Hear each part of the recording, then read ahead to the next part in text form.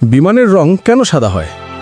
বিমানের রং সাধারণত সাদা হওয়ার পেছনে একাধিক অত্যন্ত গুরুত্বপূর্ণ বৈজ্ঞানিক, অর্থনৈতিক এবং নিরাপত্তা সংক্রান্ত কারণ রয়েছে।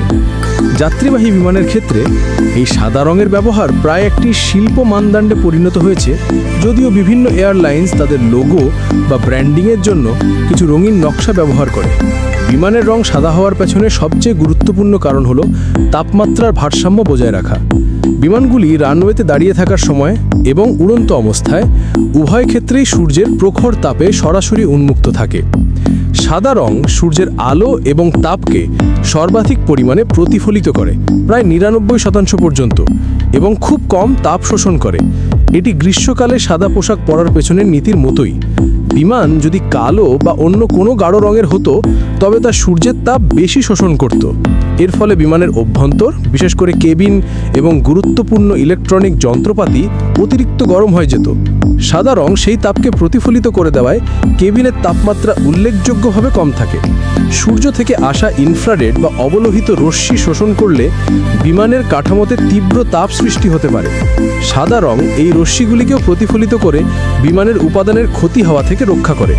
সাদা রং ব্যবহারের ফলে কেবিনকে ঠান্ডা রাখার জন্য বিমানের এয়ার কন্ডিশনিং সিস্টেমের ওপর কাজ করার চাপ কমে যায়।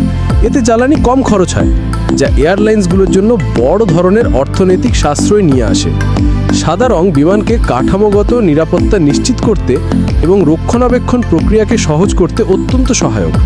সাদা রঙের পটভূমিকে বিমানের কাঠামোর ওপর যে কোনো ছোট ফাটল, দাঁত বা তেল চুইয়ে পড়া, অয়েল লিকস খুব সহজে চোখে পড়ে।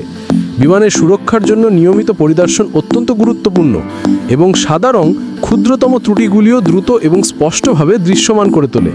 অন্য কোনো গাঢ় রং হলে এই ধরনের সমস্যাগুলি সহজে আড়াল হয়ে যেতে পারত, যা গুরুতর দুর্ঘটনার কারণ হতে পারত। কিছু গবেষণায় দেখা গেছে যে পাখিরা নীল আকাশের পটভূমিতে সাদা রঙের বিমানকে অন্যান্য রঙের তুলনায় ভালোভাবে দেখতে পায়। এটি উড়ন্ত অবস্থায় বার্ড স্ট্রাইকের মতো ঘটনা এড়াতে সাহায্য করে, যা যাত্রী নিরাপত্তা নিশ্চিত করার জন্য গুরুত্বপূর্ণ। আকাশ বা সমুদ্রে যদি কোনো দুর্ঘটনা ঘটে এবং বিমান খুঁজে বের করার প্রয়োজন হয়, তবে সাদা রং সহজে চোখে পড়ে। অন্যান্য রং প্রাকৃতিক পরিবেশের সাথে মিশে যেতে পারে, কিন্তু সাদা রং আকাশ বা ভূপৃষ্ঠে উচ্চ দৃশ্যমানতা বজায় রাখে। বিমানগুলি অতি উচ্চতায় এবং বিভিন্ন প্রতিকূল আবহাওয়ার মধ্যে চলাচল করে। অন্যান্য গাঢ় রঙগুলি সময়ের সাথে এবং সূর্যের অতি বেগুনি রশ্মির প্রভাবে দ্রুত বিবর্ণ হয়ে যায়। সাদা রং সহজে বিবর্ণ হয় না, ফলে বিমানকে ঘন ঘন রং করার প্রয়োজন হয় না।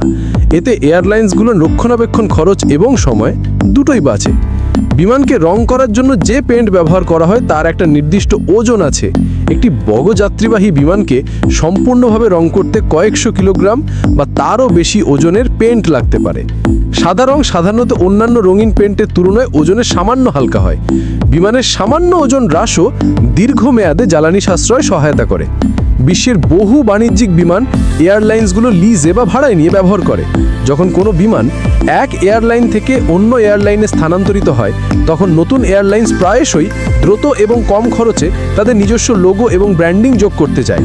বিমানটি যদি সাদা রঙের পটভূমিতে থাকে, তবে এই পুনর্ব্র্যান্ডিং প্রক্রিয়াটি সহজ এবং সস্তা হয়। সাদা রঙের কারণে বিমানটির পুনর্বিক্রয় মূল্যও ভালো থাকে, কারণ এটি যে কোনো ক্রেতার কাছে সহজে গ্রহণযোগ্য। মোট কথা, যাত্রীবাহী বিমানের সাদা রং কোনো শৈল্পিক পছন্দ নয়, বরং এটি নিরাপত্তা, অর্থনীতি এবং ভৌত বিজ্ঞানের একটি সম্মিলিত কৌশলগত সিদ্ধান্ত। এটি বিমানের কাঠামোকে রক্ষা করে, কেবিনের তাপ নিয়ন্ত্রণ করে, পরিচালন ব্যয় হ্রাস করে এবং নিরাপত্তা সংক্রান্ত পরিদর্শন ও রক্ষা কাজকে সহজ করে তোলে। এই কারণে বিশ্বের বেশিরভাগ বাণিজ্যিক বিমান সাদা রঙের হয়।